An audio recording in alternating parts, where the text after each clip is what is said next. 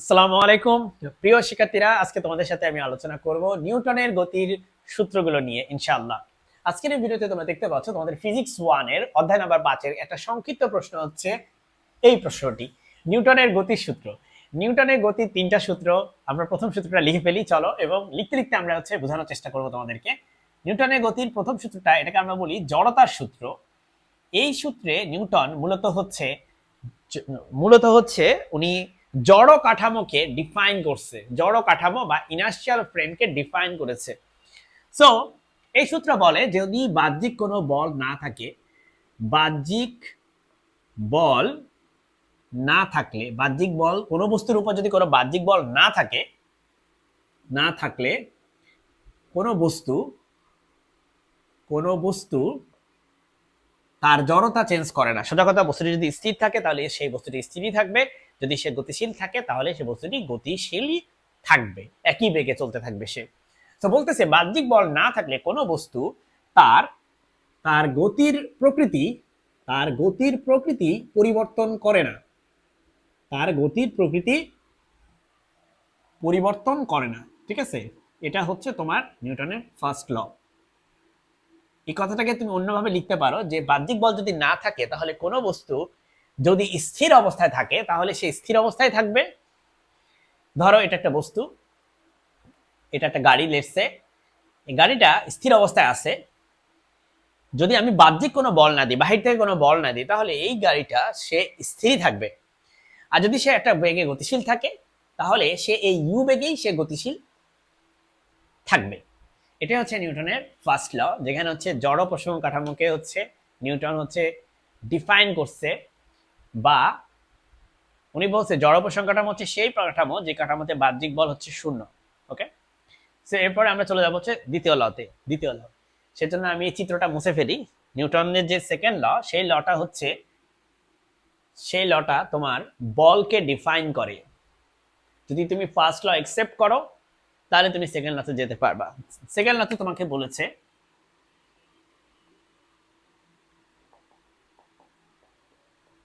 যে কোনো বস্তুর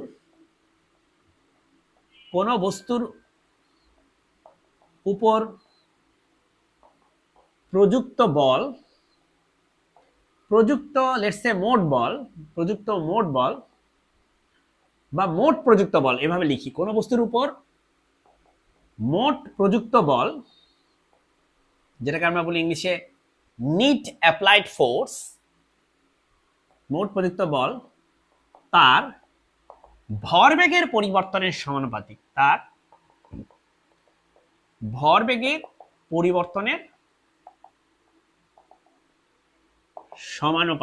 ঠিক আছে।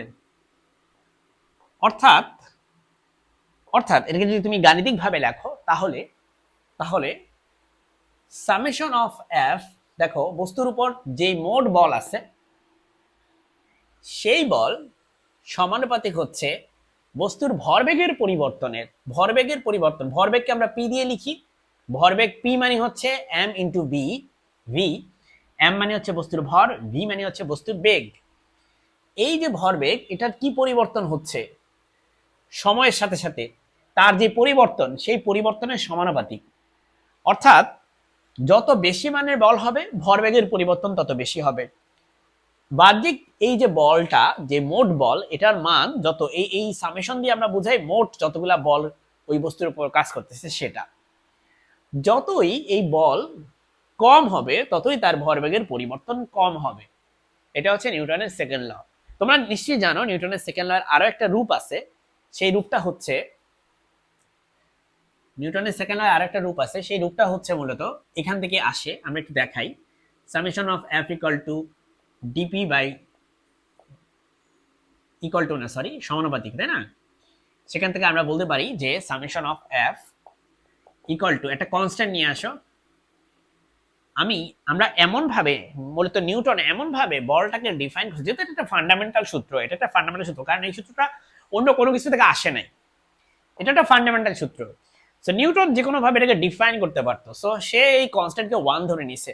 ডু ইউ আন্ডারস্ট্যান্ড আমি কি বলতে চাচ্ছি? ঠিক আছে, সো তখন এটা ইকুয়াল টু হয়ে গেল, কে এর মান হচ্ছে এখানে 1। ওকে, কে এর মান এখানে 1। এরপরে আমরা জানি ভরবেগ মানে হচ্ছে ভর ইনটু বেগ, আর ভরবেগের পরিবর্তন কি? এটা হচ্ছে শেষ ভরবেগ, এটা হচ্ছে আদি ভরবেগ।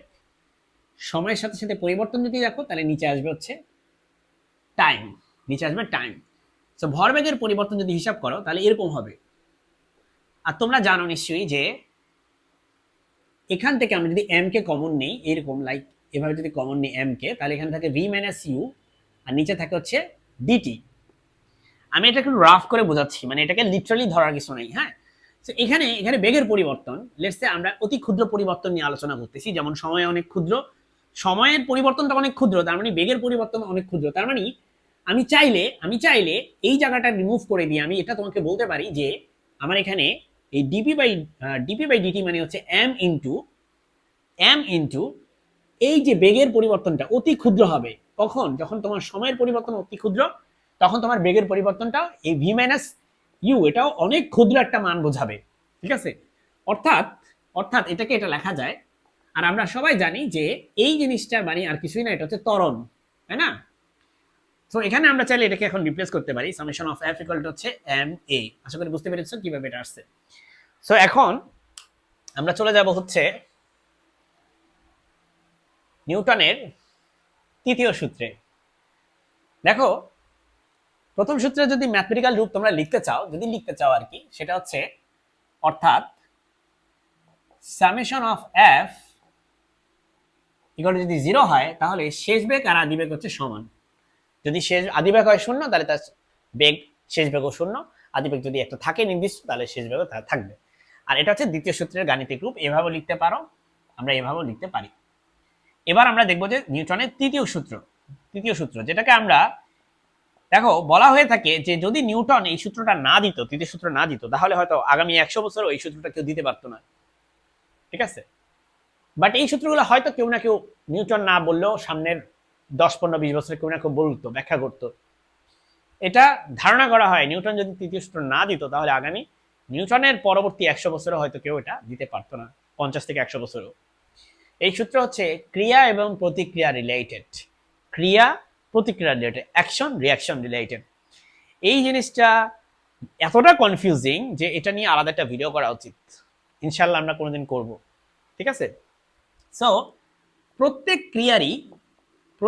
ক্রিয়া, তুমি যদি বলো স্যার ক্রিয়া কি জিনিস, ক্রিয়াকে ইংলিশে বলি আমরা অ্যাকশন। ক্রিয়া মানে ধরো একটা বল, হ্যাঁ একটা বল ধরো, ক্রিয়া হচ্ছে বল। প্রত্যেক ক্রিয়ারই একটি সমান, এখানে কথাটা একটু সুন্দর করে লিখি, হ্যাঁ প্রত্যেক ক্রিয়ারই একটি সমান ও বিপরীত প্রতিক্রিয়া থাকে। প্রতিক্রিয়ার ইংলিশ কি? এটাকে আমরা বলি ইংলিশে রিয়াকশন থাকে। প্রত্যেক ক্রিয়ারই একটি সমান ও বিপরীত প্রতিক্রিয়া থাকে। এই কথাটা আমি একটা এক্সাম্পল দিয়ে বোঝাই। ধরো এটা হচ্ছে, আমি একটা ডিফারেন্ট একটা মার্কার নিই, দাঁড়াও। ধরো এটা হচ্ছে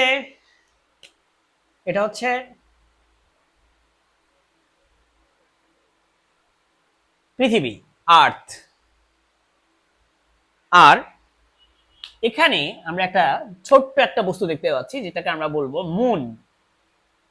মুন। এই দুইটার মধ্যে কোনো প্রকার কানেকশন আছে? সুতা দিয়ে কি আটকানো না, তাই না? কিন্তু তারপরেও আর্থ নিউটনের গ্র্যাভিটির যে সূত্র সেটা অনুযায়ী, গ্র্যাভিটেশনাল ল অনুযায়ী মুনকে কি করে? নিজের দিকে টানে।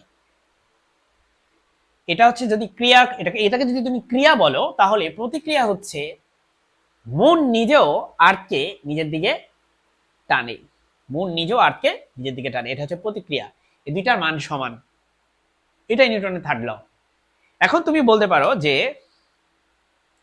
আচ্ছা আরেকটা কথা, অ্যাকশন রিয়াকশন এই দুইটা ক্রিয়া প্রতিক্রিয়া দুইটা একই সাথে কাজ করে এরা। আগে ক্রিয়া হবে পরে প্রতিক্রিয়া হবে, ব্যাপারটা তা না, তারা একই সাথে কাজ করবে। ক্রিয়া থাকলে সেখানে প্রতিক্রিয়া থাকবেই। জগতে কোনো বল একা থাকে না, ওই বলের একটা ক্রিয়া থাকে, প্রতিক্রিয়া থাকে। এবং একটা কথা খেয়াল করো, এখানে ক্রিয়া আর প্রতিক্রিয়া একই বস্তুর উপর কাজ করে না। ক্রিয়া যার উপর কাজ করবে, প্রতিক্রিয়া তার উপর কাজ করবে না। বুঝতে পারছি? ক্রিয়া প্রতিক্রিয়া একই বস্তুর উপর কাজ করবে না।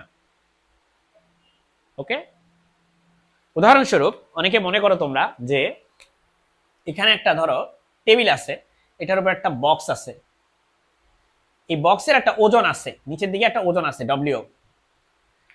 আবার যেহেতু বক্সটা একটা তলের মধ্যে আছে, এখানে যদি একটা বক্স রাখো, এই যে মার্কার রাখছি, এই মার্কারকে এই তল কি করবে, একটা উপরের দিকে ধাক্কা দেয়, এটাকে আমরা অবিলম্ব বল বলি।